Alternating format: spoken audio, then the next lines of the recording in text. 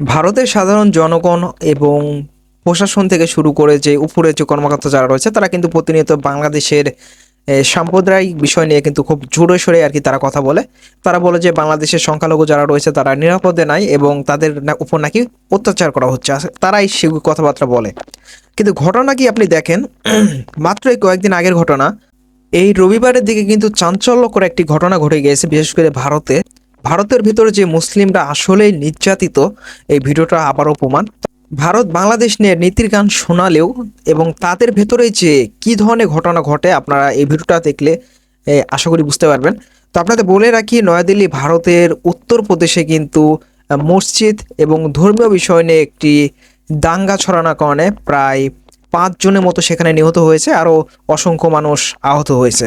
তো আপনাদের বলে রাখি, সেখানে একজন মুসলিম ব্যক্তি তিনি বাসা থেকে যাওয়ার পর তাকে কিন্তু সেই দেশের উত্তরপ্রদেশের পুলিশ সরাসরি সেই পুলিশ কিন্তু সেই মুসলিম ছেলেটাকে একদম গুলি করে দেয়। আপনারা হয়তোবা এই নিউজটা জানলেও জানতে পারেন, কিন্তু আমার মনে হয় না আপনারা এখন এই নিউজগুলো পেয়েছেন। তো আজকেই আর কি এই নিউজটা বেশ ভাইরাল। তো আপনাদের বলে রাখি, এই ভারত কিন্তু বাংলাদেশের সংখ্যালঘুদের নিয়ে কিন্তু খুব জোরে সোরে কথা বলে।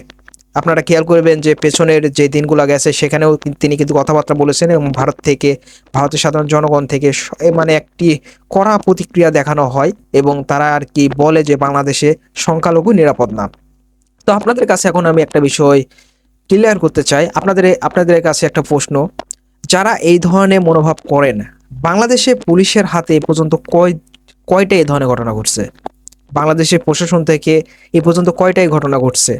আপনারা ভারতে খেয়াল করবেন, সেটা কিন্তু প্রায় রুটিনের মতোই হয়ে গেছে।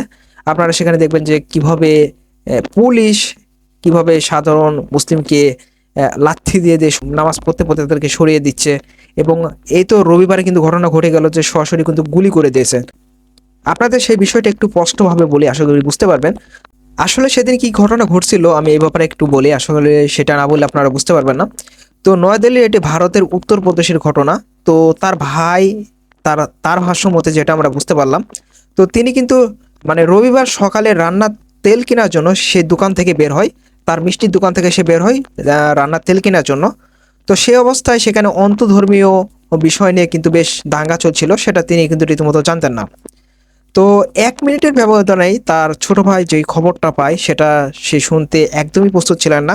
সে বলে, আমার বড় ভাইকে দিনের আলোতেই পুলিশ গুলি করে হত্যা করেছে।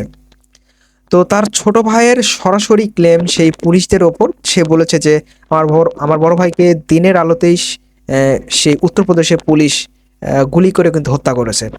তো আপনারা যারা সংখ্যালঘু যারা রয়েছেন বা সাধারণ জনগণ যারা রয়েছেন, আপনাদের কাছে প্রশ্ন, এই পর্যন্ত বাংলাদেশে প্রশাসনের হাতে সংখ্যালঘু কয়জন এভাবে আহত বা নিহত হয়েছেন? আপনার কয়টা রিপোর্টে পর্যন্ত দেখাতে পারবেন? বা ভারত থেকে যারা এই ভিডিওটা দেখতেছেন তারা কয়টা দেখাতে পারবেন? তো আসলে কিছু কিছু বলার মতো ভাষা নেই। সব জায়গায় যেন রীতিমতো দাঙ্গা ছড়ানোর মতো অবস্থা। আমি পাকিস্তানের একটি নিউজ দেখলাম, সেখানেও রীতিমতো অবাক হয়েছি। সেখানেও ধর্মীয় ব্যাপার নিয়ে বেশ দাঙ্গা হাঙ্গা, মানে প্রচণ্ড অবস্থা, একদমই খারাপ। তার পাশাপাশি আরও অনেক কিছুই দেখলাম। এই মুহূর্তে এতগুলো কিছু বিষয় এখানে উল্লেখ করা সম্ভব না। তবে আপনাদের বলে রাখি, যারা এই ধরনের কথাবার্তা বলেন বাংলাদেশের সাধারণ মানে সংখ্যালঘুদের নিরাপত্তা নিয়ে নাকি তারাও মানে চিন্তিত, তো আমি মনে করি তারা চিন্তিত না, তারা মূলত একটি কৌশলে বাংলাদেশকে অস্থিতিশীল তৈরি করার জন্য একটা পায়তারা করতেছে এই মুহূর্তে। এই ঘটনাটা ছিল উত্তরপ্রদেশের ভারতের একটি নিউজ। মূলত আমি এই নিউজটা সংগ্রহ করেছি আল জাজিরা সংবাদ সম্মেলন থেকে। আর তারা যে মানে গোটা বিশ্বে একটি সত্য নিউজ প্রচার করে সেটা আমরা সকলেই জানেন। তো এই ব্যাপারগুলো কিন্তু আমরা এই পর্যন্ত কেউ জানতাম না, আমরা বাংলাদেশের কেউ জানতাম না। তাছাড়াও এই নিউজগুলো আমরা এ পর্যন্ত কখনোই শুনি নাই। তো আমি মূলত এগুলো নিয়ে কি একটু ঘাটাঘাটি করার পর হঠাৎ করে এই নিউজটা আমার চোখে পড়লো। তো আমি তো ভাষ্যমতে রীতিমতো অবাক, কারণ তার ছোট ভাই যেটা ক্লেম করতেছে যে আমার বড় ভাইকে দিনের আলোতে সরাসরি পুলিশ গুলি করে হত্যা করা হয়েছে। আপনারা উত্তরপ্রদেশ সম্পর্কে অনেকে জেনে থাকবেন যে সেখানে কি কি হয় এবং সেখানে যে কি পরিমাণে নির্যাতন হয় সেগুলো আপনারা জেনে থাকবেন। তো তারা যখন বাংলাদেশের সংখ্যালঘুদের নিয়ে কথা বলে তখন সত্যি খুব খারাপ লাগে।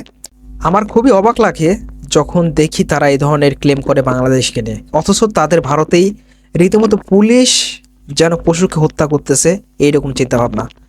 তো ভিডিওটা শেয়ার করে দিবেন এবং আপনার মতামতগুলো অবশ্যই কমেন্ট বক্সে জানিয়ে যাবেন। আর যদি এখনও নতুন হয়ে থাকে তাহলে অবশ্যই সাবস্ক্রাইব করবেন। আর এই ধরনের ভিডিও পেতে হলে অবশ্যই সাবস্ক্রাইব করুন এবং পাশে রাখা নোটিফিকেশনটা বাজিয়ে দেন বা অল বাটনটা প্রেস করে দেন।